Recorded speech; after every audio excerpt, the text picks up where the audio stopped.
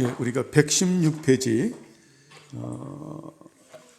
지금 두 번째 계명의 은혜를 나누고 있죠. 그죠? 둘째 계명, 형상 숭배를 하지 마라라고 하는 내용의 말씀인데, 저번 주에 그 116번째 그 두 번째 패러그래프, 여기서 다 어떤 다른 것을 금지하는가? 하나님의 말씀에 일치하지 않거나 말씀의 일반적 근거에 정당하지 않는 모든 교회 의식과 기독교 예배이다. 여기까지 공부를 했죠. 그죠? 그래서 우리가 이 부분을 저번 주에 거짓 예배를 드려서는 안 된다. 제1계명은 나 위에 다른 신을 섬기지 말라라고 하는 이 부분은 내적 예배라고 말씀을 드렸죠. 그죠? 2계명, 3계명, 4계명은 이제 외적 예배의식이 되는 거죠. 그래서 내적 예배의식에 상당히 중요한 것은 우리가 예배할 때 제가 늘 말씀드리지만은 우리가 내적인 상태, 내적 예배이기 때문에 내적인 영혼의 상태가 대단히 중요하죠. 그래서 전인적인 영혼의 기능과 전인적인 육체의 기능을 가지고 우리들은 예배를 드린다. 이게 내적 예배에서 대단히 중요한 거죠. 이것은 거듭난 하나님의 나라의 백성에게 주시는 정말 하늘의 신령한 은혜죠.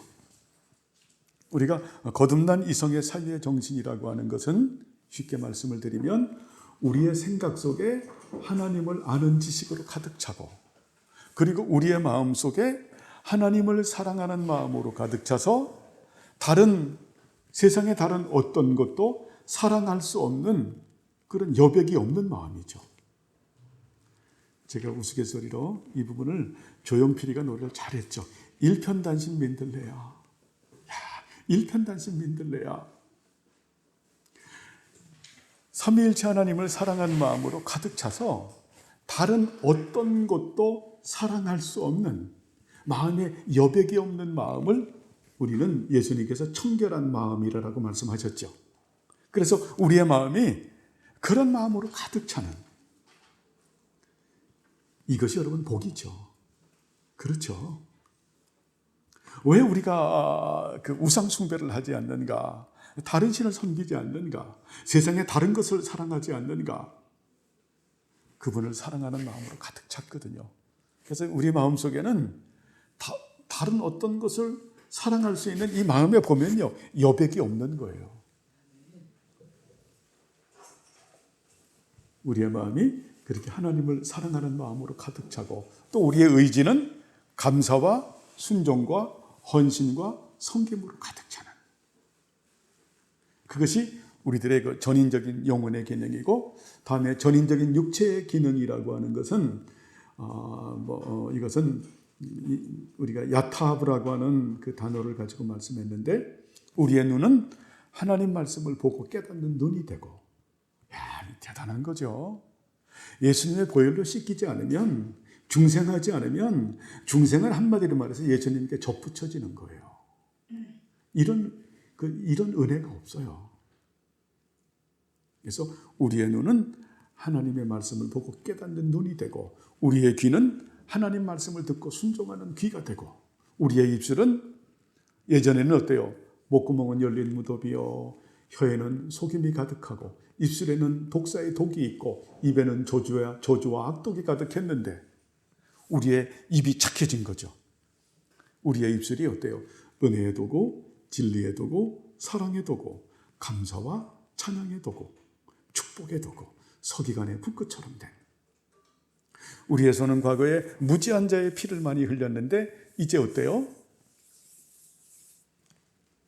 우리의 손은 다른 사람에 대해서 칭찬과 위로와 격려하는 손이 되고, 우리의 발은 죄짓기에 빨리 달려가는 발이 됐는데 이제 우리의 발은 헌신과 섬김의 발이 된, 그래서 이 전인적인 영혼의 기능과 전인적인 육체의 기능을 가지고 하나님께 어때요? 예배를 드리는, 그게 바른 예배죠. 그게 첫 계명이죠. 제1계명에 나 외에 다른 신을 섬기지 마라. 하나님께서는 이러한 나 외에 다른 신을 섬기지 않게 하기 위해서 우리에게 전인적인 영혼의 기능과 전인적인 육체의 기능을 강건하게 만들어주시는, 근데 이 은혜는 또 우리가 이렇게 알고 사모하고 요구해야 되겠죠. 여러분, 간절히 사모하는, 간절히 사모하는 사모함이 있어져야 되는, 그리고 이런 부분들을 배워야지 우리가 사모하죠. 이게 소중한 걸 아는 거니까. 여러분, 전인적인 이런 영혼의 기능과 전인적인 육체의 기능이 강건하게 되는 게 하나님의 뜻이에요. 이게 안 되면 내적 예배가 안 되는 거예요. 내적 예배가, 외적 예배는 뭐 마음대로 할 수 있겠죠. 그런데 내적 예배가 없는 외적 예배는 여러분, 이거는 아닌 거죠.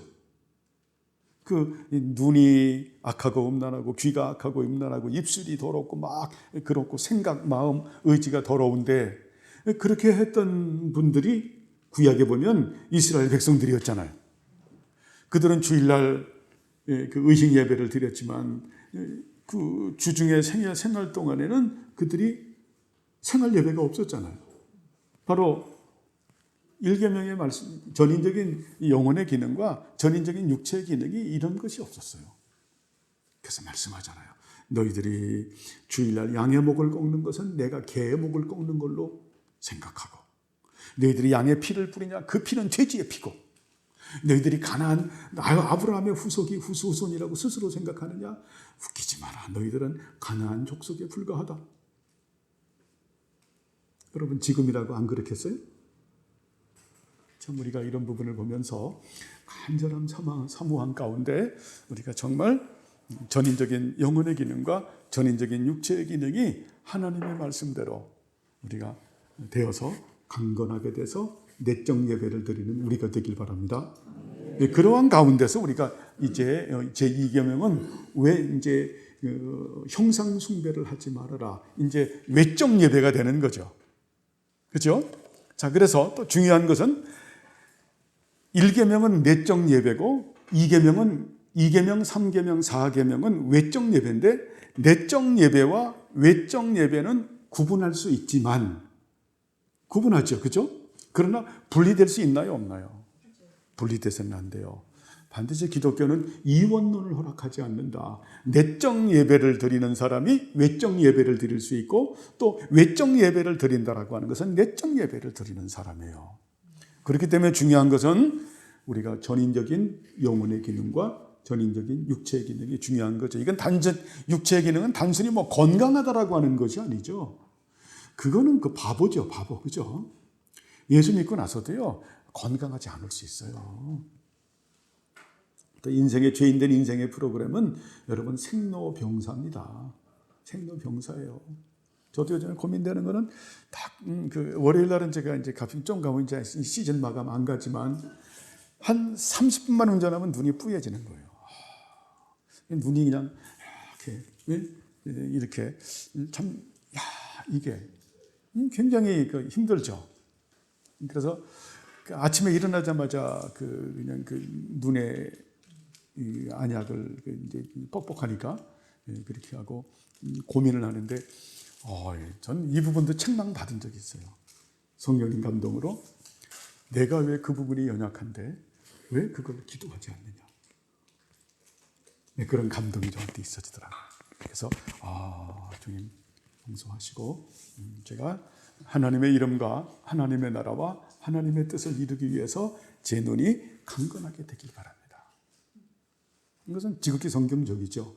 그러면 하나님께서 이제 뭐 의사를 가지시고 뭐 또 약을 가지시고 하나님 역사하실 수 있고, 또 저 같은 경우는 하루라도 입원하면 안 되는 그런 상황이잖아요. 말씀은 누가 쓸 거예요? 저는 이게 제 목숨보다 소중하거든요. 하나님 또 그렇게 은혜 베풀어 주시겠죠. 그런 어쨌든 이 전인적인 육체의 기능이라고 하는 것은 건강을 말하는 게 아니에요. 깔뱅 선생님 같은 분은 걸어다니는 종합병원이 될 정도로 하도 그냥 공부하고 하도 그러시다 보니까 기독교 사상을 정립하는 그 기독교 강요를 비롯해서 28살에 썼는데 55살에 돌아가셨거든요. 그럴 수밖에 없었던 그런 상태. 그래서 우리가 예수 믿는 우리들도 그런 뭐 육신의 질병이 있을 수 있죠. 일단 전인적인 육체의 기능은 그것을 말하는 게 아니다. 아시겠죠?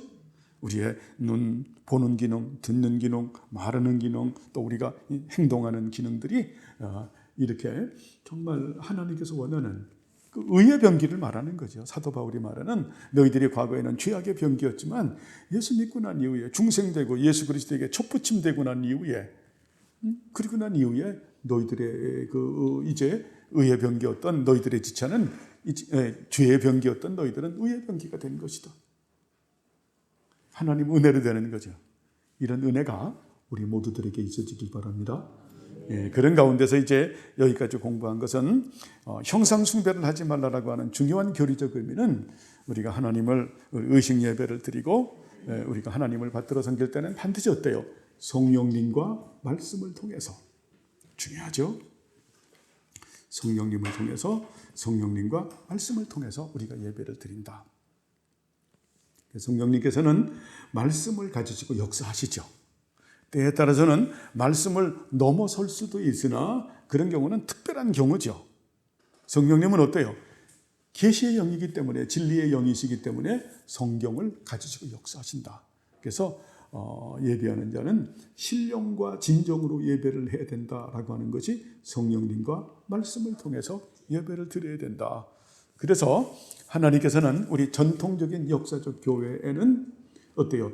예배 모범 의식이 있어지는, 그래서 그런 예배 모범 의식 가운데서 우리가 바른 예배를 드려지게 되죠. 그렇게 되고 그러면서 또 어때요? 그 부분을 적용을 하면서 우리가 교회의 형편에 잘 맞게끔 해서 예배를 드리는 것이 바른 예배다. 그래서 예배는 결국 어때요? 유스 디비눔이라고 하는 신적 주례, 신적 권위, 하나님의 법인, 바른 교리와 바른 예배와 바른 교회법에 근거한 그런 예배를 드리는 교회가 되어야 된다라고 말씀을 드렸죠. 그러면서 우리 기독교의 전통적인 그러한 의식은 두 가지 의식밖에 없다. 세례와 성찬. 그렇죠? 그 부분도 말씀을 드렸죠. 그래서 하나님의 말씀에 일치하지 않거나 말씀의 일반적 근거에 의해서 정당하지 않는 모든 교회 의식과 기독교 예배를 하나님께서 금하신다. 그래서 교회는 어때요? 성령님께서 말씀을 가지고 역사하시기 때문에 교회는 다른 것이 있어서는 안 된다. 어떤 형상이 있어서는 안 되죠. 그렇죠? 그래서 개혁교회는 십자가조차도 붙이지 않는 거예요. 여러분 십자가를 붙여놓으면은 그 십자가를 보면서 이상한 상상을 한다니까요. 이상한 상상들을 하는. 그래서 어떤 여기 성화도 붙이지 않는 아주 담백한 거죠. 나중에 우리 주명교회 예배당을 줘도 여러분 예배당은 반드시 있어져야 되겠죠. 예배당이 없어지면 우리의 모임이 나중에 흩어져요. 교회는 성도들의 모임이 이 교회, 에클레시아라고 하는 이 교회인데 이것이 그래서 어느 분들은 그냥 교회 예배당 필요 없다. 그저 제가 볼 때는 뭘 모르는 소리예요. 그렇게 해서 예배당은 우리가 모임을 할 수 있는 예배당이 형성이 돼야 그것이 어때요? 계속해서 우리가 전승할 수 있는 거예요. 계승할 수 있는 거예요. 왜? 교회는 사도성을 가지고 있기 때문에. 그러나 예배당을 짓는 게 목적이고 목표는 아니죠. 그렇죠? 바른 교회 속성과 표지를 세우기 위해서 예배당은 지어지게 되면 절대 검소하게 지어야 된다. 저는요, 강남에 가서 옛날에 삼성동에 가서 교회 보고 깜짝 놀랐어요. 어머나. 근데 서초동에 가니까 더 놀랐어. 이게 뭐지? 교회는 여러분, 굉장히 그 교회는 그렇게 해서는 안 된다는 거예요. 교회는 아주 담백한 거예요. 교회는 담백해야 된다. 담백하고 개혁교회는 담백해요. 담백하면서도 단정한, 제가 말하는 담백하다라고 하는 것은 어떤 의리의리해서 이거는 그 중세시대 교회를 따라가는 거예요. 그래서 주명교회 나중에 제 때에는 지키기가 힘들 거예요. 아마 근데 우리가 이제 젊은 여러분들이 이게 잘 봐야 돼요. 우리 이민종 집사님, 또 김영전 집사님 이때로 해서 우리가 이 40대 기수들이 해서 모여서 여러분들이 개혁교회를 세우면 여러분은 복된 인생을 살아가는 겁니다. 그래서 시편송을 원천하만방에 선포하고 개혁적 진리를 제가 창세기부터 계시록까지 남기니까 그 후대 목사님하고 잘 해서 여러분이 정말 온천하만방에 선포하면 복이 있는 거예요. 그 일을 감당케 하기 위해서 이제 예배당을 그렇게 짓게 되면 여러분 이제 우리 정경미 집사님께서 워낙 그냥 또 대단하죠. 이 디자이너시고 하기 때문에. 그래서 여러분 어때요? 담백하다라는 것은 제가 말하는 담백함은 시대의 모던함이야. 정이 맞죠? 모던함이 맞죠?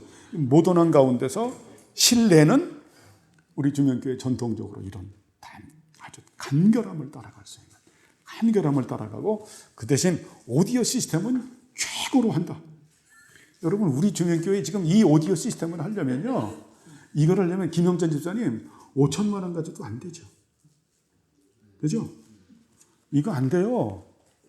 이게 예전에 제가 몇십 년 전에 그 우리 주명교회 새생명교회를 할 때 했던 거를 갖다가 학교에 들어가고 이러면서 이걸 집에다 보관을 했던 건데 그 당시 이걸 베스트로 한 거예요. 최상을. 그것도 처음에 다 어느 분이 그냥 다 망가뜨린 걸 해가지고 제가 지금 하나님의 은혜 가운데서 그래서 저한테 그때 많은 분들이 미쳤다 그랬어요. 김성수 목사님 미쳤다 그랬었어요. 근데 이제 이런 것들이 꼴통품이 돼가지고 그 몇천만 원 했던 기재들이 그냥 사람들이 가치를 모르다 보니까 그렇게 해서 했는데 오디오 시스템은 굉장히 이 음향은 굉장히 좋아야 돼요.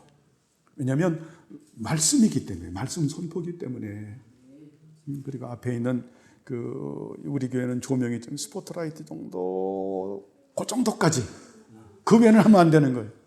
그 외에는 절대 하면 안 된다. 그럼 그걸 하면 교회 타락을 해요. 말씀 외에는 없다. 말씀 외에는 없다. 강대상도 높이지 않는 게 저게 성도들하고 수평을 맞추는 게 되게 좋은 거예요. 그게 성경적이에요. 그러면 예전에 중세교회 때는 그 개혁교회 때는 여러분 그 강대상을 굉장히 높였어. 그리고 한쪽 끝에서 단이 높았어요. 그 이유를 말씀을 드릴게요.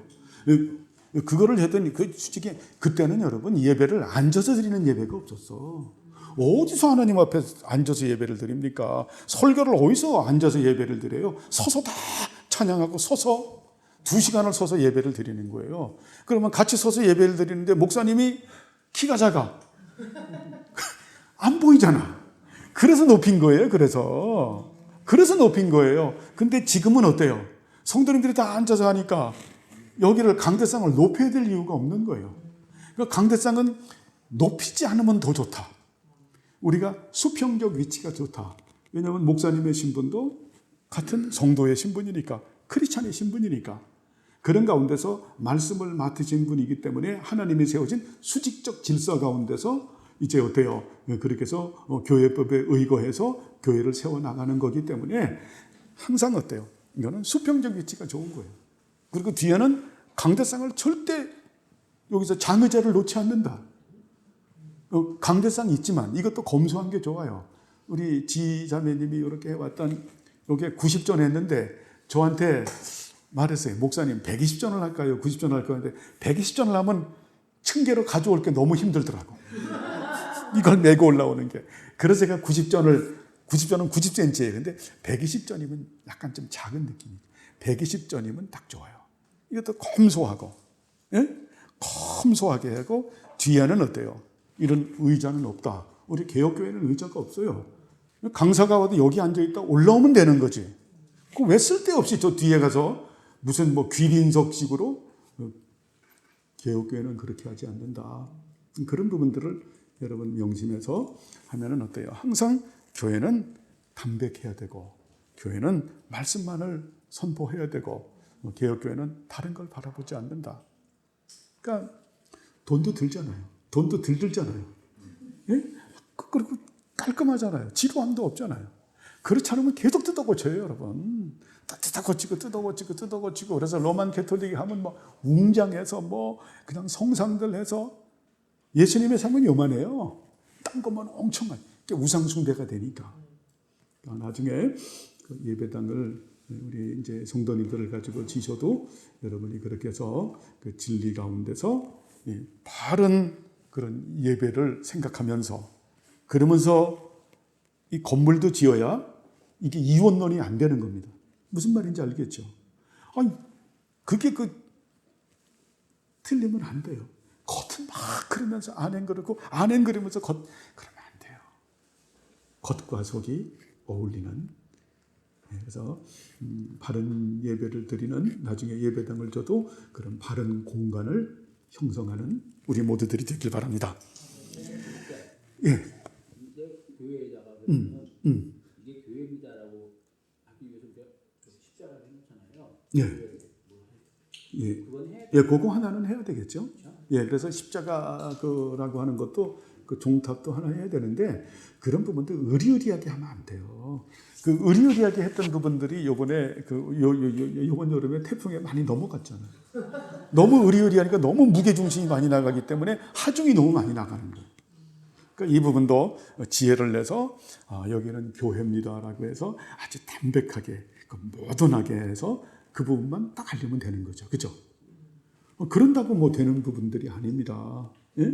그런 부분들이 되는 것도 아니고, 예, 그렇게 해서 뭐 어느 부분도 그래요. 그래야 뭐 거기다 추리도, 우리 개혁교회는 추리를 절대 안 해요. 그 추리의 의미는 예수 그리스도를 드러내는 게 아니기 때문에 그거 붙이는 게 다 아닌 거예요. 하도 무지해서 무조건 따라하는, 사실 그 추리는 교회 전통에도 없었어요. 갑자기 어때요? 19세기에 갑자기 나타난 거죠. 네, 그런 거 우리는 하지 않는다. 그래서 교회는 담백하게, 교회는 말씀만을 드러낸다. 말씀만을. 그죠? 그래서 성도들이 교회 오면 하나님의 말씀으로 우리가 어때요? 정말 사랑의 교제 가운데서 하나가 되고, 진리의 교제, 기도의 교제에서 하나가 되고, 사역의 교제에서 하나가 되는 페리콜레시스, 그런 삼위일체 하나님의 그런 그 존재 양식을 우리가 따라가는 것이 합당한 거죠. 우리 주명교회는 적지만 그렇게 만들어지잖아요. 사랑의 교제에서 우리가 하나가 되잖아요. 참 얼마나 그리스도 안에서 서로 사랑해요. 사랑의 교제에서 우리 오면은 우리 사랑을 제일 잘 드러내시는 분이 우리 정경미 집사님이시죠, 그죠? 정경미 집사님이 또 이런 활동도 많이 하시고, 그런 부분들은 어때요? 좀 또 우리 그 본받는 게 좋겠죠. 좀 이렇게 웃고 좀 살갑게 대하는, 아름답잖아요. 우리 정경민 집사님 와서 오늘 김재일 형제 왔는데 밥 먹을 때도 와서 고재일 형제님 어깨 이렇게, 죄송합니다. 어깨 두드려주면서 많이, 고재일 형제님 그렇게 어깨에 누님 같은 집사님이어서 처음 왔는데 어깨 두드려 식사 많이, 마음이 어땠어요? 좀 더 편안하고, 그렇죠? 뭉클하잖아요. 그렇죠? 여러분, 그런 우리가 사랑을 좀 이렇게 잘 드러내는 그런, 여러분 다 잘하세요. 잘하는데 우리가 교회는 그런 사랑의 교제가 돼야 되겠고, 또 어때요? 우리가 이 말씀을 나누는 진리의 교제가 되고, 또 진리에 근거한 또 기도의 교제가 되고, 또 하나님의 나라와 교회를 받들어 섬기고 세워나가는 이유가 하나님 나라 확장이잖아요. 그래서 우리가 사역의 교제 가운데서 우리가 하나가 되는, 그렇게 돼야 되죠. 그래서 교회에서 뭐 정치 얘기를 한다거나 그래서 그냥 막 교회가 극으로 빨려가지고 그냥 와서 멱살잡, 저 별거를 제가 다 보기 때문에 그런 이데올리기즘을 가져와서 그런 부분들은 우리가 바람직하지 못하다. 견해는 다를 수 있으나 교회는 우리가 사랑의 교제, 그리고 진리의 교제, 기도의 교제, 그리고 사역의 교제로 우리가 하나 되는 것이 바른 예배를 드리는 교회의 모습인 거죠.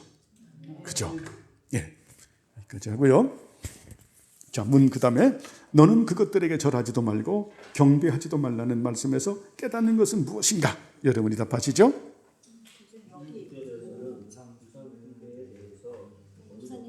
네.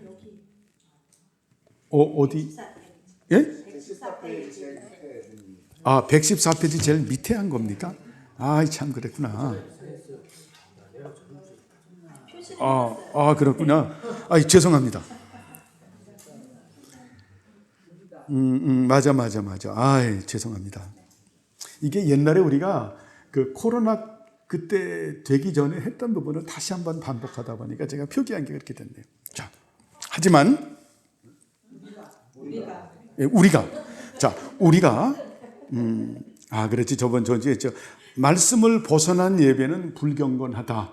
그러면 오늘 우리가 배웠던 말씀에 그렇죠. 네, 그런 그 절기도 우리가 공부를 했는데 이러한 절기가 굉장히 중요하죠. 의식법이 중요하죠. 이 의식법이라고 하는 것은 어때요?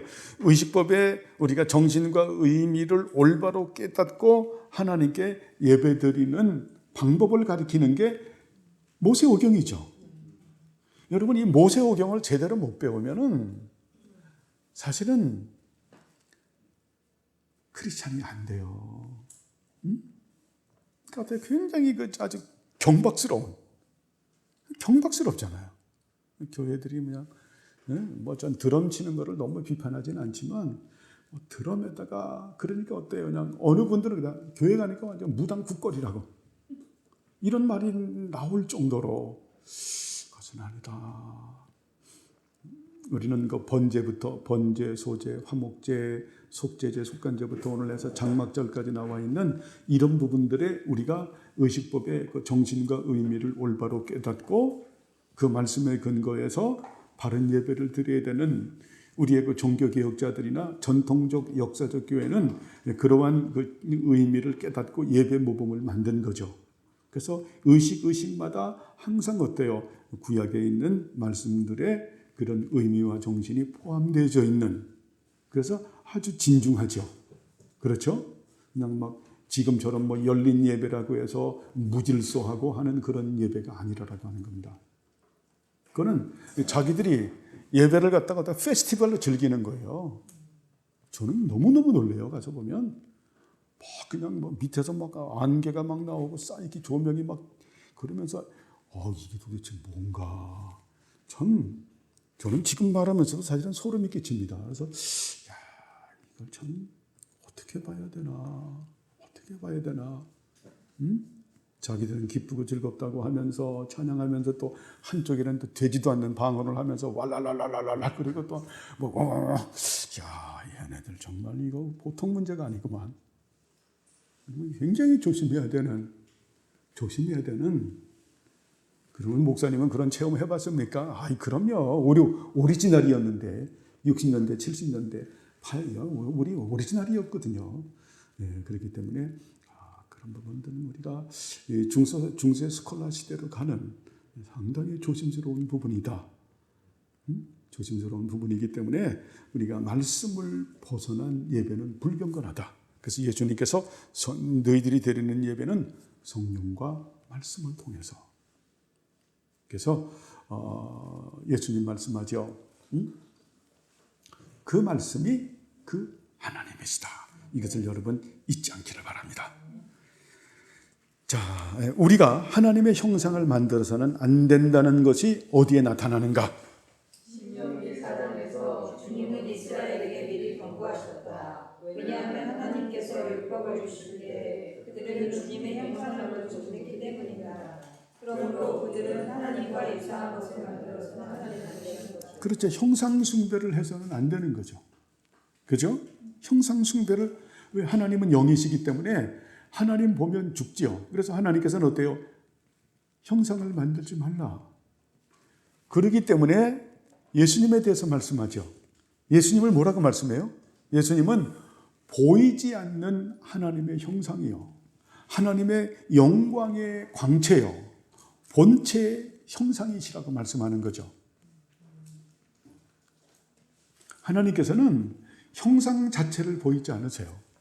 근데 하나님과 인간 사이에 그래서 중보자인 예수님을 우리에게 주시죠.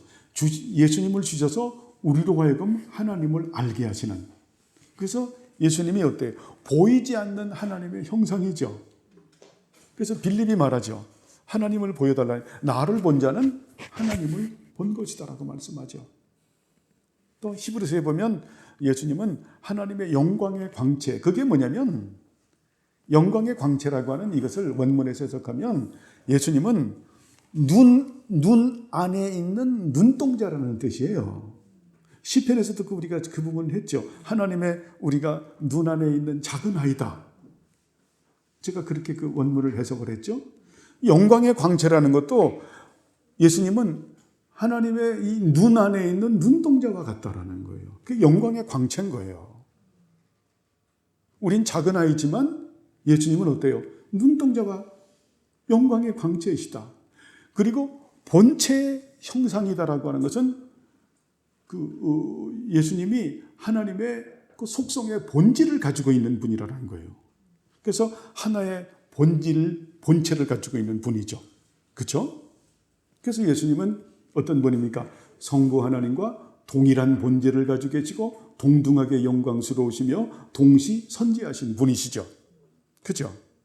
그래서 하나님은 하나님 당신 자체를 우리에게 보여주시지 않고 보이지 않는 하나님의 형상이요 하나님의 영광의 광채요 본체의 형상이신 예수님을 우리에게 주신 거죠. 그래서 예수님을 봤으면 하나님을 본 것이고 예수님을 알면 하나님을 알게 되는 거죠. 그죠? 그래서 우리는 예배 드릴 땐 누구의 품에서 예배 드립니까? 예수님의 품에서. 이 모든 절기들도 다 마찬가지죠. 예수 그리스도 안에서.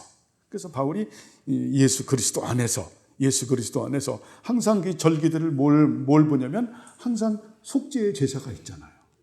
속죄의 제사. 누구를 말하는 거예요? 예수 그리스도 안에서 우리가 성령님과 말씀을 통해서 하나님께 우리가 예배를 드리는 거죠. 그래서 하나님은 어떠한 형상을 우리에게 주시지 않는다. 하나님의 유일한 형상은 하나님은 바로 예수 그리스도가 보이지 않는 하나님의 형상이요 하나님의 영광의 광채요 본체의 형상으로서 예수 그리스도 안에서 성령님과 말씀을 통해서 우리가 하나님을 예배하게 했기 때문에 어떤 형상을 만들어서는 안 된다. 충분히 이해하시죠? 이런 부분들은 굉장히 중요한 거예요. 하나님은 영이시기 때문에 이게 굉장히 중요한 거죠. 자, 그러면 하지만 옛사람들과 같이 하나님을 그리고 교황주의자들에게 어떤 것을 증거로 제시하겠는가? 하나님을 이제부터 신자로 부른다고 하소서. 또 우리가 나타나 이 구절에 의하면 어떻게 그분이 모든 시간 전에 계셨는지에 대한 하나님의 영원성이 설명된다. 단지 하나님께 있는 특성이 무엇이든지 간에 그것들을 어떤 형상에 의해서 표현하는 것은 저주할 만한 일을 하는 것이다. 하나님은 영원하신 분이시다. 영원토록 자존하시는 분이라고 하는 거기 때문에 우리가 어떤 그 감각을 가지고 영원하신 하나님을 접근하려고 해도 안 되고 알으려고 해도 안 되죠. 그죠? 이 영원성이라고 하는 것은 어찌 보면 인간의 감각 이런 부분들을 갖다가 제어하는 말씀이기도 해요. 하나님은 영원하다. 영원성, 시간성을 많이 말하는데 어때요? 시간이라고 하는 이 시간과 공간을 넘어서 존재하시는 분이기 때문에 이분을 알려고 하는 그것은 아니죠. 영원하신 분이시죠. 여러분 보면 이 플라톤이라고 하는 이분은 보면 플라톤은 그 범신론이라고 말을 하는데 플라톤이 말하는 신은 그는 이데아를 말을 해요. 그러니까 이데아가 있다. 플라톤이 말하는 이데아는 그 인간의 관념을 초월해서 있는 그 이데아라고 하는 신이 있다라는 거예요. 이데아라고 하는 신을. 그 부분을 흔히 우리 철학 세계에서 로고스라고도 말을 해요. 그런데 성경에서 요한복음에서 말하는 로고스와는 절대 다른 거죠. 그것을 사도 요한이 어때요? 플라톤의 그 이데아 세계를 알면서 거기서 로고스를 땡겨와서 바로 너희들이 진짜 로고스가 누군지 아느냐? 영원한 말씀이시고 생명의 말씀이신 예수 그리스도라고 하는 것을 알게 하는 거거든요. 자, 그래서 이 플라톤 이 주의는 뭐냐면 알 수 없는 신이에요. 알 수 없는 신이 되게 되면 신 개념을 갖게 되면 인간들은 범신론이 돼. 그래서 이런 부분들을 대단히 조심해야 되고 그리고 이 플라톤이 나중에 이제 뭐냐면은 중세 시대 오면 신플라톤주의자들이 많아져요. 신플라톤주의자들은 뭐냐면 자기들이 신이 되려고 하는 이게 인간들이 그렇게 된다니까요. 그래서 여러분 신비주의를 굉장히 조심해야 돼요. 신비주의는 이 네 가지가 있다고 말씀을 드렸어요. 이 중세 그 스콜라 시대 때부터 지금도 똑같아요. 똑같은 짓을 해요. 지금도 똑같은 짓을 해요. 신비주의자들의 첫 번째는 뭐냐면 아주 이분들은 금욕적인 삶을 살아요. 금욕적인 삶. 일주일에 2번 이상 금식을 하고 뭐 아주 철저합니다. 금욕적인 삶. 그리고 이 사람들은 자신 속에 그런 빛이 있다고 생각을 해요. 야, 빛이 있다고 생각을 해요. 그러니까 이들은 전적 타락을 생각하지 않아요. 빛이 있다고 생각을 해요. 그러면서 그 빛에 어떤 그 조명을 받게 되면은 빛에 이 조명을 받는다. 우리가 아주 야리꾸리한 그런 부분들을 가지고 있어요. 그러면서 세 번째는 이들이 그래서 관상기도를 해요. 관상기도 말을 했죠. 불교에도 많이 있고 이건 불교에만 있는 게 아니에요.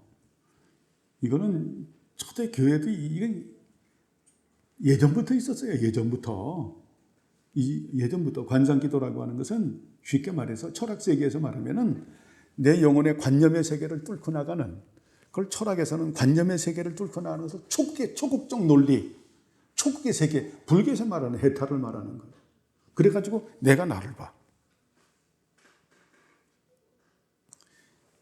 관상기도는 굉장히 위험한 기도예요. 근데 지금 보면 신비주의자들이 이런 관상기도를 하는, 관상기도의 최종 목표는 입신이에요. 그래서 옛날에 뭐 폴시콜라인지 펩시콜라인지 그렇게 해서 뭐 내가 본 천국을 하고 지금 나와서 뭐 내가 지옥을 갔다 왔다, 뭐 천국을 봤다. 이 사람들은 전부 다 그런 신비주의자들이기 때문에 이 거짓말쟁이들이죠. 여러분 그런 거는 처음부터 안 보는 게 좋아요. 호기심이 돼도 뭐 지옥에 뭐 내가 지옥을 갔다 왔다, 뭐 천국을 갔다 왔다. 우리가 계시록을 제가 쓰면서 말을 했죠. 그 종말론이라고 하는 이 계시론을 하나님께서 쓰게 하기 위해서 오직 사도는 단회직이라고 말씀을 드렸죠. 사도는 단회직이에요. 이거는 교회 직원 중에서 아주 비상 직원이죠. 단회직이기 때문에 지금 단회 직원이 없잖아요. 항전 직원이 있을 뿐이잖아요. 그렇기 때문에 그의 사역은 단회적 사역이에요. 사도들의 사역은 성경 66권의 말씀을 갖다가 쓰게 하기 위한 그러한 직이 사도직이고 단회적이고 계시가 완성됐기 때문에 지금 사도직을 가지고 있다고 하면 전부 이단인 거예요. 사도직을 가지고 있다고 하면은 계시가 지금도 계속된다라는 거예요. 그렇기 때문에 이 말은 써서도 안 되고 쓸 수도 없고, 이것을 쓰게 되면은 그 신앙은 이미 어긋난 거예요. 잘못된 거예요. 그래서 이 종말론이라고 하는 이 계시론을 주기 위해서 사도 요한에게만 어때요? 지금 하늘 여행을 시키신 거예요. 그리고 나서 끝난 거예요. 계시록이 우리에게 주어졌잖아요. 그리고 난 다음에 다시 하늘 여행을 간다 그러면은 또 다른 묵시록이 우리에게 주어지는 거야. 그러면 이게 맞냐는 얘기예요. 이게 맞지 않죠. 성경 66권이 하나님의 거룩한 경륜 가운데서 우리들에게 주어진 그러한 책인데 이것에 또 다른 계시가 있다? 이거는 전혀 아닌 거죠. 그래서 우리가 이런 교리적인 부분들을 보면서 그래서 하나님의 그 영원성 이런 부분에 함부로 접근해서는 안 된다. 우리의 감각이나 이런 부분들을 갖다가 우리가 통제할 줄 아는, 그게 되게 중요하죠. 이게 절대 무질서하면 안 되는 거예요. 제가 말씀드리는 거는 단순한 게 아니에요. 이것만 가지고도 한 달을 해도 되는 그런 분량들이에요. 이거 하려면 초대교회에서 해야 되고 중세교회에서 해야 되고 종교개혁서 해야 되고 근현대교회에서 해야 되는데 근현대교회에서 하려면 16세기, 17세기, 18세기에 있는 철학자들을 전부 다 톡톡톡톡 두들겨야 해야 되는, 그들 머릿속에서 전부 다 나온 거거든요. 그 전에 있는 그 철학자들, 예? 소피스트부터 플라톤이 또 그 부분을 그 비판을 했죠. 그 아리스토텔레스도 했죠. 예? 소크라테스 했죠. 플라톤 했죠. 아리스토텔레스 했죠. 쭉 나오면서 펠라기오스 했죠. 나오는 철학들, 뭐 칸트부터 데카르트, 스피노자부터 뭐 전부 다 두들겨 보면 그런 식의 논리가 되는. 그래서 우리가 이런 부분들을 조심하고 우리가 반드시 성경 66권을 통해서만 우리가 어때요? 하나님을 알아가야 된다. 우리의 사색은 성경적 사색이 되어야 되는 거예요. 성경을 떠난 그런 어떤 이데아의 그런 사색을 하게 되면 전부 길을 잃어버리게 된다. 그래서 제가 처음부터 얘기했잖아요. 우리가 어떻게 기독교에 접근했는지 모르겠지만은 크리스찬이 된지는 모르겠지만 우리가 어때요? 그리고 나서 진리 가운데 들어와야 된다. 삼위일체 하나님과 예수 그리스도를 아는 그 진리 가운데서 성경 66권 말씀으로 들어와야 된다. 그렇지 않고 다른 신령한 것을 추구하게 되면 정말 길을 잃어요. 나중에 회복이 안 돼요. 돌아올 수가 없어요. 돌아올 수가 없어. 자, 여기서 금지하고 있는 인간의 다른 구원물은 무엇인가? 그럼 읽어보시죠. 하나님을 향한 어떤 예배나 경배를 위해서 구한된 인간의 모든 구원물들이나 그와 동일하게 하나님께서 그의 말씀에서 지정하시거나 허락하신 것과는 다른 하나님의 은혜에 대한 모든 표현들이다. 그리고 우리는 하나님께서 말씀에서 지정하시고 허락하신 것 안에서 사도들의 규정과 실천을 준비해야만 하다. 보존 현장에서 사도가 말하기를 내가 주께로부터 받은 것을 너에게 전해주었다 또 하였다. 만약 사도가 하나님의 명령에 아무것도 충성할 수 없다면 우리는 더욱 그렇게 할 수 없다. 그렇죠. 교회는 사도성을 가지고 있다라고 하는 겁니다. 사도들의 규정과 실천을 우리가 쉽게 말하면 유스티비눔이죠. 바른 교리와 바른 예배와 바른 교회법. 자, 우리가 웨스트민트 신앙 고백서를 예전에 표준 문서의 가장 상위 문서라고 말씀을 했는데 웨스트민트 신앙 고백서를 기록하게 된 게 유스티비눔 때문에 그래요. 우리가 바른 교리를 세우고 바른 예배를 세우고 바른 교회 정치 원리, 바른 교회법을 세워야 되지 않겠는가? 네, 그렇게 하기 위해서 이것이 사도들의 규정과 실천이거든요. 그것이 창세기부터 계시록까지 나와 있는 또 교회 법에 대한 내용의 말씀. 참 대단히 그래서 이 공적 문서로 그렇게 선포가 된 그런 은혜의 말씀인데 이것 때문에 교회는 어때요? 이것을 어때요? 내가 주께로부터 받은 그것을 너에게 전해 주었다. 교회는 그래서 사도성이 있는 거죠. 교회 속성은 네 가지죠. 그래서 그렇죠? 그리스도의 몸에 통일성하게 되면 바른 신앙 고백이 있고 거룩성 알죠? 또 보편성, 진리의 보편성이고 네 번째는 어때? 사도성이 있는. 자, 우리들의 믿음의 조상이 있잖아요. 구약의 선자들, 신약의 사도들, 초대교부들 그리고 어때요? 그 초대교부들이 했던 에큐메니컬 신경을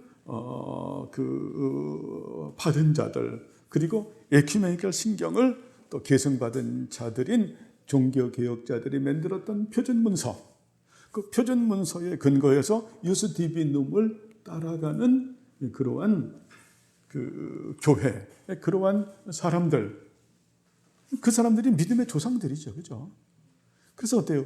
우리의 신앙이 여러분 주관적 신앙은 전부 잘못된 거예요. 주관적인 것은 반드시 어때요? 객관적인 것을 가지고 있어야죠. 그죠? 그래서 우리가 히브리서를 공부하면서 우리의 신앙은 절 보세요. 우리의 신앙은 전부 주관성이죠. 자, 주는 그리스도시요 살아계신 하나님의 아들이라고 하는 고백을 하는 것은 굉장히 주관성이잖아요. 주관성인 우리의 신앙은 어때요? 반드시 객관성을 가지고 있어야 되는 객관성은 유스티비눔과 성경 66권의 말씀을 가지고 있어야 되는 이것이 없으면 안 되죠. 그렇죠. 예, 그런 부분들이 굉장히 중요하듯이 그런데 이런 것들은 어때요? 우리가 혼자서 깨달아서 아는 것이 아니다. 제가 늘 말씀드리지만은 제가 혼자서 어림도 없는 소리죠. 철저하게 우리 믿음의 조상들, 우리 정통신학들 그것을 철저하게 배우게 하셨고 깨닫게 하셨고 알게 하셨고 이것을 어떻게 조금 더 쉽고 풍성하게 제가 드러내는 것밖에 없는 거죠. 이걸 제가 스스로 깨달았다라고 하면 이단이죠. 여러분도 이제 그 사람들하고 뭐 보면 크리스천들하고 교제를 나눌 때 내가 혼자 깨달았어. 들어봐. 내가 기도원 가서 기도하면서 내가 성령의 내가 깨달은 거야라고 하면 얼른 도망가야 돼요. 그런 것들은 거의 100%가 사실 99%는 거의 100%가 잘못했어요. 그게 왜냐하면 사도성 때문에 그래요. 우리가 주께로부터 받은 바. 자, 예수님께서 누구에게 위임합니까? 12제자에게 위임하잖아요. 그죠? 12제자에게. 그래서 12제자가 그래서 예수님으로부터 보내심을 받은 자라고 하는 아포스톨로스라고 하는 단어를 쓰잖아요. 12사도. 구약의 12지파, 신약의 12사도. 그분들이 어때요? 교회 공동체를 대표하기 때문에 계시록에서 24장로라고 말을 하는 거죠. 그렇잖아요. 그분들이 우리들을 교회 공동체를 대표하는 분들이죠. 자, 그 12사도가 이제 어때요? 예수님께서 분정해 주신 이러한 교회 7위권을 누구에게 분정합니까? 누구에게 분정해요? 7위회에다가 분정하는 거잖아요. 어느 개인에게 분정하는 게 아니잖아요. 7위회. 그래서 조직교회인 당회, 노회, 총회가 있는 거죠. 되게 중요하죠. 12사도가 그래서 이런 교회 정치 원리가 사도행전과 목회서신에 나오죠. 예수님께서 12사도에게 분정을 하고 12사도에는 7위회에게 분정을 하죠. 7위회는 쉽게 말하면 노회를 말하는 거예요. 노회, 총회를 말하는 거예요. 그리고 나중에 이제 교회가 세워졌을 때 지교회, 당회가 있어지죠. 그래서 7위회에서 목사님이 파송되는 거죠. 목사님이 그냥 내가 신학했으니까 혼자서 내가 뜨거운 마음을 가지고 교회를 개척하겠다? 그거 불법인 거예요. 목사님은 어때요? 반드시 사도성을 가지고 있기 때문에 정통신학을 해야 되고 바른 교단에 가입이 돼야 되겠죠. 그렇죠? 그래서 지금 보면 우리가 총신교단도 있고 여러 가지에서 우리는 합신교단이잖아요. 제가 합신 목사잖아요. 합신 쪽에 공부를 하고 그리고 어때요? 여기서 공부를 해서 강도사 고시를 보고 붙어서 합신의 노회에서 이제 사명을 받고 파송을 받는 거잖아요. 파송을 받고 교회를 또 이렇게 개척을 하게 된 거죠. 그러면 또 그 목사님도 어때 7위권을 가지고 분정을 하잖아요. 그래서 장로님을 갖다가 이제 추천을 하죠. 그래서 장로님 이제 해서 추천을 하면 장로님께 분정하고 또 안수 집사에게 분정하고 또 임시 그 직원 중에서 또 권사님에게도 분정하고 또 이렇게 다양한 분정이 있죠. 그죠? 그래서 나중에 보면 이 담임 목사님이 그렇게 분정하는 거예요. 노회에서 그렇게 보내심을 받았기 때문에 교회를 세워서 그래서 30명이 넘어가게 되고 교회 가면 30명이 한 명씩 장로를 추대할 수가 있으니까 그때는 어때요? 목사님이 추천권을 갖는 거죠. 왜냐하면 교회를 세워나가야 되니까 그러면 목사님께서 일로 말하면 파트너십이 되는 그 장로님, 유스티비눔을 따라가는 그 장로님이 되어야 되겠죠. 그리고 목사님은 추천하는데 50%의 추천권을 가지고 있는 거예요. 그리고 목사님은 절대 투표권이 없는 거예요. 50%는 성도님들이 투표권을 갖는 거예요. 목사님이 추천을 했는데 그렇게 했으면은 어때요? 이제 공동회에서 성도들의 3분의 2 투표가 되게 되면 이제 장로님이 이제 추대가 되는 거죠. 그러면 그 추대된 것을 가지고 노회 고시부에다가 노회 이제 그 본회에 보고를 해요. 그러면 정치부에서 헌의부에서 끝나서 그 서류가 통과돼서 본회에서 주명교회 장로님 몇 분 선정하는 것을 우리가 허락합니다라고 하면 그걸 고시부로 보내는 거예요. 그러면 고시부에서 교육을 시켜서 이제 고시부에서 시험을 봐서 그래서 붙으면 이제 장로가 추대되는 거죠. 아주 복잡하죠? 교회는 그러한 질서를 가지고 있는데 이런 부분들이 전부 사도성에 의한 거예요.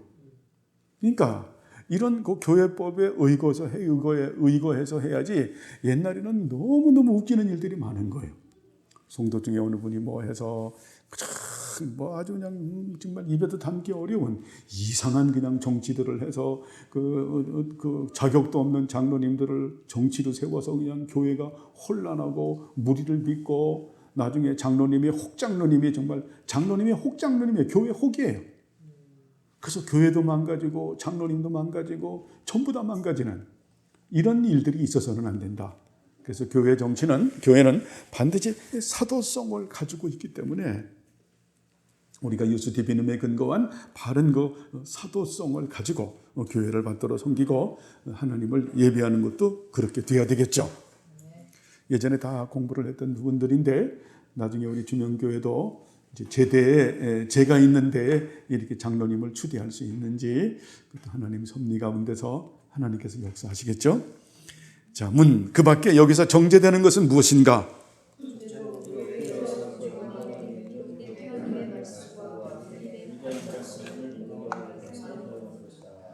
둘째로 하나님 안에서 지정하셨던 것 외에 어떤 다른 사역을 구하는 것이요.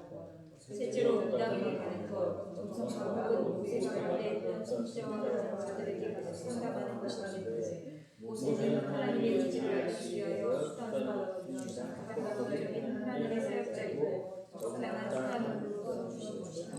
예, 여기서 정죄되는 것은 무엇인가? 첫째로 교회 안에서 정경 안에 있는 기록된 하나님의 말씀과 분리된 다른 말씀을 공공연하게 사용하는 것이다. 그러면 요 당시의 그 중세 교회사를 보면 로만 캐톨릭의 첫 번째는 거짓된 교리고 두 번째는 기록된 성경 말씀 외에 다른 외경들을 말하는 거죠. 이제 뭐 외경이 다양해요.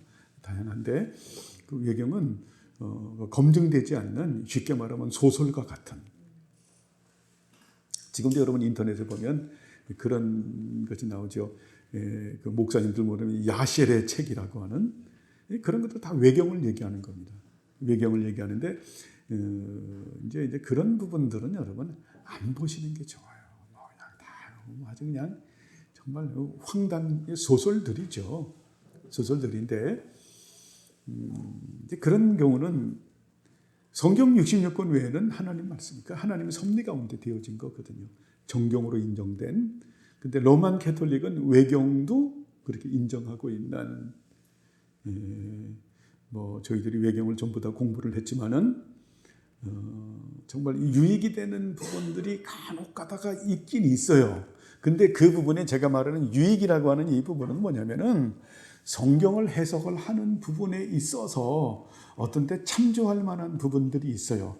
특별히 요한계시록을 할 때도 외경의 어떤 부분들, 심지어는 랍비 시대의 랍비의 그 신학조차도 왜냐하면 사도 요한이 그 당시에 그 유대인들이 이해를 돕기 위해서 쓴 말씀이기 때문에 그렇지만 우리가 구원이는 성경 66권 외에는 하나님의 말씀이 아닌 거예요.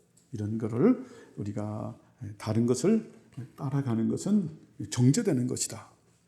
자, 둘째로 하나님께서 지정하셨던 것 외에 어떤 다른 사역을 고안하는 것이다. 다른 사역을 고안한다. 즉 어때요? 이 사역은 성부 하나님의 창조의 사역, 성자 하나님의 구속의 사역, 성령 하나님의 성화의 사역 외에는 없는 거죠. 없기 때문에 이 교회는 그 전통에 따라서 예수님의 삼중 직임을 소중하게 여기죠. 선지자직, 제사장직, 왕직, 그리고 창조의 사역, 구속의 사역, 성화의 사역 외에 다른 사역을 고안해내는 것은 바람직하지 못하다. 여러분 굉장히 조심해야 되는, 교회는 세상의 일들을 하는 단체가 아니라고 하는 겁니다. 세상적인 그 문화적 활동을 하는 것도 아니죠. 그죠? 자, 다른 사역. 이 교회사를 보면 이 교회가 참 부흥시키는 방법들이 있어요. 부흥시키는 방법은 세상의 이슈를 가지고 와서 교회가 그 이슈를 삼고 운동을 삼으면 사람들이 관심을 가지고 교회로 몰려들어요. 그러면서 교회는 망가지는 거죠. 교회는 하나님의 나라라고 하는 부분을 잊어버리면 교회는 클 수 있어요. 클 수 있어요. 교회가 정치 문제를 갖다가 이걸 사회 이슈의 문제를 갖다가 어느 교회 가보면 어때요? 정치 문제를 다루는 교회가 있어요. 거기는 극우파 성도들만 와. 어느 교회 가면 극좌파 성도들만 와. 그 외에도 여러 가지 사역들이 있죠. 예?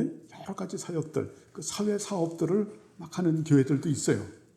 자, 그런데 그런 사역들을 교회는 하지 않는다. 여러분 조심해서 해야 돼요. 그래서 교회에서는 이 바자회 같은 경우도 굉장히 바람직한 사역이 아니에요. 구제도 마찬가지예요. 구제는 귀중하고 소중해서 우리가 가난한 자들을 돌보는 거가 우리가 하나님 영광에서 바람직하지만 그것을 교회 사업으로 넣지는 않는다. 왜? 교회의 본질이 그것이 아니기 때문에.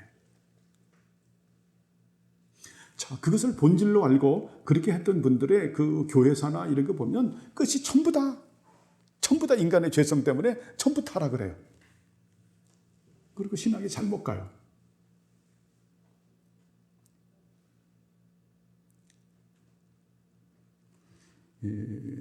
그런 우리가 운동들은 하지 않는다. 절대. 운동들을 그런 어떤 무브먼트를 조성해서 어떤 성경에서 말씀하는 다른 사역을 하지 않는다. 그런 부분에서는 어디까지 나가면 선교 사역도 대단히 조심스러운 거예요. 무조건 선교에서 진리를 심지 않고 어떤 실족 위주의 선교를 한다거나 이런 부분도 굉장히 조심스러운 거예요. 그래서 창조의 사역, 구속의 사역, 성화의 사역을 항상 베이식으로 삼는다. 그래서 우리가 하나님의 뜻에 대해서 공부를 했죠. 그죠? 이 뜻을 항상 명심해야 돼요. 하나님의 뜻 12가지로 정리를 해서 처음에 절대적인 뜻을 말했죠. 기억나십니까? 절대적인 뜻.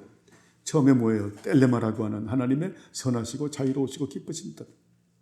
그 다음에 뭡니까? 그 뜻 가운데서 하나님께서 영원한 작정했던 하나님의 영광을 위해서 작정하고 예정하고 창조하고 섭리하시고 구원하시고 성취하시고 완성하시는 그 뜻.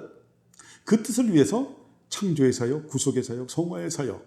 그리고 그 뜻의 목적이 어때요? 하나님을 영화롭게 하고 하나님으로 인하여 기뻐하고 즐거워하는 것이 이게 절대적인 뜻이죠. 그 뜻을 이루기 위해서 구속사적인 뜻, 구속사적인 사역의 뜻이죠. 잃어버린 영혼들을 찾고 그 잃어버린 영혼들을 찾아서 그래서 어때요? 하나님께서 받으실 만한 산재물이 될 수 있도록 우리가 잘 섬기는 그 직분이죠. 그 사역을 담당하고 그리고 세 번째는 어때요? 아버지 안으로 아드님 안으로 성령님 안으로 들어가는 그런 페리콜레시스 은총의 안으로 들어가는 네 번째가 어때요? 바로 그분들로 하여금 그리스도의 몸에 지체가 되게 하는 그래서 사랑의 교제와 진리의 교제와 기도의 교제와 말씀의 교제가 되는 이것이 구속사적인 뜻이죠. 그리고 천상교회 갈 때까지 해야 되는 그 뜻을 영원한 뜻으로 잡았죠. 예전에 했던 겁니다. 영원한 뜻. 여기도 네 가지가 있잖아요. 영원한 뜻이 뭡니까? 첫째가 복음적 삶을 사는 나중에 그 빌드업을 한 거죠. 복음적 삶을 사는 것 또한 22가지가 되죠. 그리고 두 번째는 뭡니까? 복음적 삶을 살고 그리고 두 번째는 항상 기뻐하고 쉬지 말고 기도하고 범사에 감사하는 세 번째가 뭐예요? 하나님의 형상이 회복되는 참 지식과 의로움과 거룩함의 사람이 되고 네 번째가 뭡니까? 모든 착함과 의로움과 진실함의 사람이 되는 이 12가지 뜻을 이 사역을 교회에서는 담당하는 거죠. 그렇죠? 이 사역을 담당하는 사람들을 예수님께서 어때요? 그리스도의 제자라고 말을 하죠. 그리스도의 제자는 그래서 어때요? 부모와 처자와 형제와 자매와 내 목숨보다 나를 더 사랑하고 날마다 내 자신을 십자가에 못 박고 내가 지시하는 방향으로 따라오고 내 자신을 드리고 내 소유권과 경제권을 나에게 다 드리고 나를 따라오는 자들이라. 거기서 소유권과 경제권도 어때요? 내 재물 다 해서 헌금하라는 그런 의미가 아닌 거 알고 있죠? 하나님의 나라를 위해서 내가 너에게 준 그 재물을 균형 잡히게 하나님의 나라를 위해서 몸된 교회를 위해서 네 교회 네 가정을 위해서 또 어때요? 하나님의 나라를 드러내기 위한 그런 삶의 모든 영역에서 균형 잡히게 잘 써서 그렇게 해야 된다라고 하는 이 사역 외에는 교회에서 해도 된다 안 해도 된다? 이 사역만 해야죠. 이 사역만 해야 되는 거예요. 여기에서 어긋나면 안 되는 거예요, 여러분. 이 뜻이라고 하는 이 텔레마는 한마디로 해서 딱 정의가 되는 건데 이건 누가 가르치는 거예요?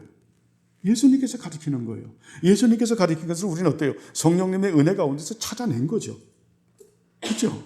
그리고 정리가 된 거잖아요. 교회는 그래서 인간의 다른 고한물을 만들어내서는 안 된다. 요즘에 하면 우리 보면 그래요. 주변에 교회가 조금 뭐 건물 하나 조금 몇백 명 조금 세워만 줘도 교회 보면 딱 두 가지가 있더라고요. 북카페, 그 다음에 어때요? 커피숍. 아니, 뭔 짓을 하는지.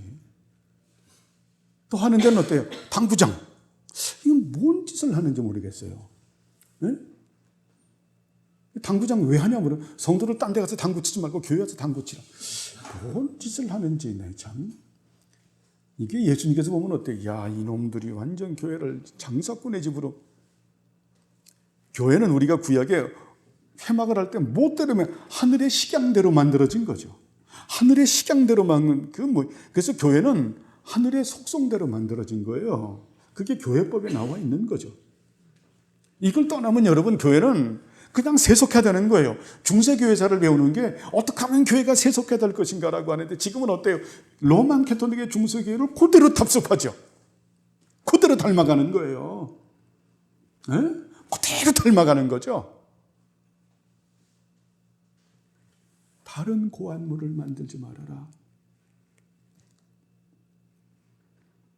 다른 고안물을. 이런 말 절대 하면 안 돼요. 목사님, 우리 교회가 젊은이들을 수용하려고 하면 이 세상에 젊은이들의 컬처를 끌고 들어와야 됩니다. 교회. 그 말은 뭐냐? 그렇게 해서 우리 교회 타락시키고 망가뜨리십시다. 교회는 교회로서 존재하는 거예요. 그래서 이 교회계는, 개혁교회는 처음부터 교회를 그렇게 하려고 생각하지 않아요. 처음부터 그렇게 생각하지 않아요. 그래서 이제 저도 때가 되면 저도 이제 물러가야 되는 그러한 상황이죠. 우리 노회에서는 이미 얘기를 했어요. 나는 10편, 150편까지는 해야 되겠다. 12걸자에서 붙어라. 교회법으로 한번 싸워보자. 그러면서 이제 좋게 말을 했는데, 어쨌든 여러분 기도하셔야 돼요. 우리 중현교회 이계 목사님도 바른 유스티브님의 목숨을 걸어야 된다. 여러분 이거 굉장히, 그렇지 않으면 여러분 흩어져요. 근데 이 유스티비놈에 의해서 바른 예배를 드리던 분들은 흩어지게 되면 여러분은 딴 교회 가서 판단만 하고 앉아있어. 저거 잘못돼. 저거 잘못돼. 갈 교회가 없는데. 영적인 기업이 사라지는 거예요. 그 어때요? 목숨 걸고 기도하고 목숨 걸고 진리를 지키고. 그러니까 정말 어때요? 간절함이 있어야 되겠죠. 여러분 제가 그런 얘기도 했지만 자녀들 대학 보내기 위해서 좋은 학교 보내기 위해서 그냥 학군 좋은 데 이사 가고 대치동으로 가고 거기는 눈이 뻘개서 그러면서도 자신의 영혼을 살리는 이 좋은 교회 찾는 거는 관심이 없는 거예요. 자기 집 앞에 가장 가까운 교회, 이것처럼 무식한 거 없죠. 그 교회가 어떤 정체를 가지고 있는지도 모르고 그것이 맞는 말 같지만은 맞지 않는 말이라고 하는 겁니다. 그래서 우리가 바른 그 개혁교회를 세워가는. 자, 여기 하나만 더 하고 마치죠. 그 밖에 여기서 정제되는 것은 무엇인가? 예, 같이 읽으시죠. 시작. 그거 했죠. 예. 이게 제가 했는 거죠. 셋째로, 무당에게 가는 것. 점성가 혹은 모세가 반대했던 선자와 같은 자들에게 상담하는 것. 무당에게 가는 것. 점성가 혹은 모세가 반대했던 선지자와 같은 자들에게 가서 상담하는 것. 이게 누굽니까? 북이스라엘에서 그런 짓들을 한 거죠. 그죠? 북이스라엘에서 사울도 그런 짓을 하죠. 엔돌에 있는 무당을 찾아가는 그런 엉뚱한 짓을 하는. 자, 그래서 모세는 하나님의 의지를 알기 위해 수단으로 주신 가장 합법적인 하나님의 사역자고 적당한 수단들로 주신 것이다. 이게 토라를 말하는 거죠. 그죠? 그래서 우리는 말씀을 따라서 바르게. 여러분 이것은 너무 귀중한 것이죠. 우리가 바른 예배를 드린다고 하는 이 외적 예배가 이렇게 중요한 거예요. 외적 예배가 잘못되게 되면 내적인 것은 금방 또 변질되고 망가지는 거죠. 그죠? 그래서 우리가 역사적 그 전통적 그런 교회의 예배 모범 소중하다. 지금에 있는 그 열린 예배들 같은 경우는 상당히 우리가 조심해야 되고 경계해야 된다. 왜 그 소중한가? 교회는 사도성을 가지고 있기 때문에 이것이 어느 사람의 머리로 나온 것이 아니라 어때요? 그 2000년 교회사에서 정리돼서 우리에게 준 굉장히 중요한 그런 예배 모범 유업이기 때문에 우리가 그 부분을 소중하게 여긴다. 그러면서 또 미조직교회와 조직교회가 다르기 때문에 그 과도기로 넘어가면서 우리가 잘 교회에 적용을 하는데 그 부분도 어때요? 반드시 교리에 위배가 돼서는 안 된다. 그렇죠. 그렇게 되면 예배가 타락이 되면 모든 게 전부 타락이 되는 거예요. 타락이 돼야 되고, 마지막 하나 중요하게 생각해야 되는 거는 우리 특별히 개혁교회는 아차하면은 얼음이 얼어요. 고드름 같은 교회가 돼. 얼어 죽어요. 그래서 그거를 경계하고, 그래서 이 개혁교회는 굉장히 경직이 많이 돼요. 고드름처럼. 그래서 이 부분을 우리가 조심해야 된다. 조심해야 된다. 그래서 보면 얼어 죽는 교회도 많고, 또 이 순복음 계열에 보면 뜨거운데 이분들은 전부 타 죽어. 그래서 다 타 죽어요. 보면 깡그리 불에 타죠. 불로 충만하게 없어서 보면 깡그리 타고 없더라고. 장로 교회들은 그냥 또 이상하게 해서 냉장고식으로 얼어서 동사에서 죽어버리는 교회. 그래서 우리는 불도 경계하지만 이쪽도 경계한다. 이쪽도 경계하고, 그렇죠? 경계하고. 그렇게 안 되려면 어때요? 하나님의 말씀이 관념적이고 추상적이고 사색적이 돼서는 안 된다. 이 말씀이 꿈틀꿈틀거리면서 살아서 움직이는, 그렇죠? 이게 살아서 움직이는 이 말씀에 우리가 다스림을 받는 이것이 우리들의 신앙인 거예요. 이것이 관념적이고 추상화하고 사색화가 되면 교회가 어때요? 정말 고드름이 터럭터럭 열려요. 왜? 감격도 없으면서, 그러면서 어때요? 그 의식은 지키는 거야. 우리가 이 시편송을 할 때 우리가 어땠습니까? 이 제네바송이 참 500년 전에 했던 교회 선법을 했기 때문에 우리에게 맞지도 않잖아요. 지금 하는 게 정말 본인도 감격이 없고 감동이 없는 거예요. 해야 된다라는 것만 가지고. 이거 아니죠. 그죠? 이거 아니다. 우리가 정말 하나님의 말씀이 관념적이 되지 않고 사변적이 되지 않고 추상적이 되지 않는다. 이것이 살아서 꿈틀거리는 말씀이 된다. 그래서 은혜의 방편인 말씀과 성례와 권징은 교회법이죠. 기도에 충만해야 된다. 그죠? 기도하기에 목숨을 건다. 네? 기도하기에 목숨을 건다. 그래서 우리 주명교회는 정말 은혜 충만하고, 제가 늘 기도해요. 은혜 충만하고, 주님 성령 충만하고, 말씀 충만하고, 예수 충만하고, 사랑이 충만하게 되셔서 계시록에서 말하는 것처럼 우리 주명교회는 진리가 충만하고, 하나님을 사랑하고, 헌신이 충만하고, 성도끼리 섬김이 충만한 교회가 되게 하옵소서. 우리가 이렇게 됐을 때 얼어 죽지도 않고 타 죽지도 않죠. 그렇죠? 이 가운데서 경건이라고 하는 그 적정과 철도 가운데서 하나님의 이름을 높이고 하나님의 나라를 드러내고 하나님의 뜻을 이루는 주님께서 원하는 교회가 되는 거죠. 이렇게 해서 바른 예배를 드리는 우리 모두가 되기를 바랍니다. 기도하시죠. 하나님 아버지여, 감사를 드립니다. 우리를 사랑하셔서 말씀을 가지시고 은혜 주심을 감사합니다. 이제 진정 우리가 내적 예배를 끝나고 외적 예배의 첫 번째인 형상 숭배를 하지 말라라고 하는 말씀으로 들어왔습니다. 이 말씀에 근거해서 우리가 바른 예배를 드리는 우리들이 될 수 있도록 은혜 내려 주옵소서. 감사드리오며 예수님의 이름으로 기도드리옵나이다. 아멘.